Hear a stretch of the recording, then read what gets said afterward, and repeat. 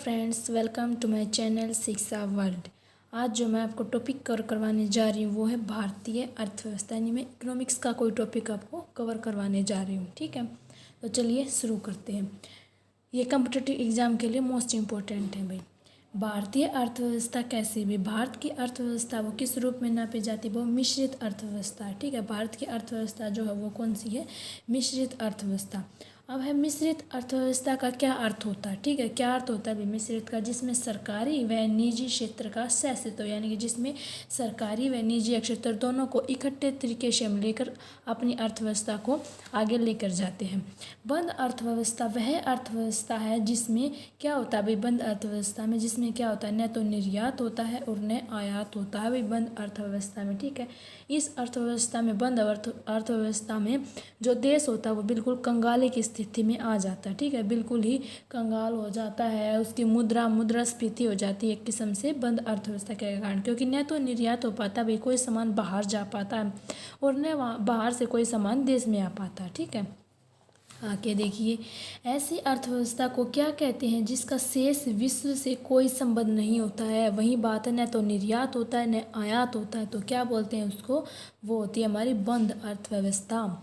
ठीक है, आगे देखिए, आर्थिक विकास के दृष्टिकोण से भारत की गिनती होती है भाई, किस रूप में होती है भारत की गिनती? भारत एक विकासशील देश है। सबसे नीचे कौन सा होता है भाई? अर्ध विकसित होता है भाई, अल्प विकसित होता है, सबसे ऊपर होता है विकसित, जैसे कि हमारा अमेरिका हो गया। तो हम भारत कैसा है? विकासशील, यानी कि वो धीरे धीरे अभी तरक्की कर रहा है विकसित बनने के लिए। ठीक है, भारत में बेरोजगारी की किस्म पाई जाती है। कैसी पाई जाती है भाई? चक्रीय बेरोजगारी, संरचनात्मक बेरोजगारी, ग्रामीण अल्प रोजगार बेरोजगारी और ये सभी। तो ये सभी प्रकार की जो अभी भारत में बेरोजगारी की किस्में पाई जाती हैं।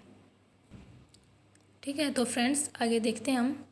भारत में बेरोजगारी के आंकड़े एकत्रित एवं प्रकाशित करता कौन बताता है कि भी भारत में इतनी बेरोजगारी है, इतनी तरक्की हुई है, भारत ने इतना विकास किया है, इतना भारत की जो मुद्रा वो इतनी गिरी है? तो ये सारी बातों के बारे में जानकारी कौन देता है? NSSO देता है भाई। ठीक है, आगे देखिए, वैश्वीकरण का क्या अर्थ है भाई? वैश्वीकरण नाम से आप समझ सकते हैं, विश्व, वैश्विक यानी विश्व।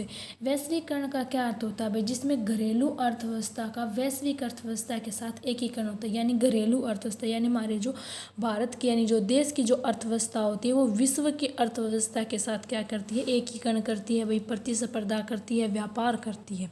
तो उसको क्या बोलते हैं? वैश्वीकरण बोलते हैं। किसी देश का आर्थिक विकास निर्भर किस पर करता है? किस पर करता है भाई? उसकी पूंजी भी अच्छी होनी चाहिए, उसका बाजार भी आकार में बड़ा होना चाहिए, प्राकृतिक संसाधन भी होना चाहिए। तो ये सारी चीज़ें मिलाकर क्या होता है भाई? कोई देश होता है वो क्या करता है? विकास करता है। भारत में अधिकतर बेरोजगारी है। कौन सी बेरोजगारी सबसे ज़्यादा है भाई? संरचनात्मक बेरोजगारी सबसे ज़्यादा अभी तक भारत में है। भारत की कुल श्रम शक्ति का लगभग कितना प्रतिशत भाग कृषि में लगा हुआ? तो भाई सब पहले की बात की जाए तो पहले 80% भाग जो था भाई कृषि में लगा हुआ था, लेकिन अब धीरे धीरे क्या हो रहा है भाई? बोल सकते हैं एक प्रकार से जो द्वितीय होता है, तृतीय के जो कार्य होते हैं उनमें ज़्यादा लगे हुए। ठीक है, तो इसमें कितना? 54, केवल 54 जो अभी कृषि कार्यों में भी लगे हुए। तो ठीक है फ्रेंड्स, मिलते हैं अगले वीडियो में। कोई डाउट हो तो नीचे ज़रूर पूछे कमेंट में। ठीक है, हमें चैनल को सब्सक्राइब करें। Thank you.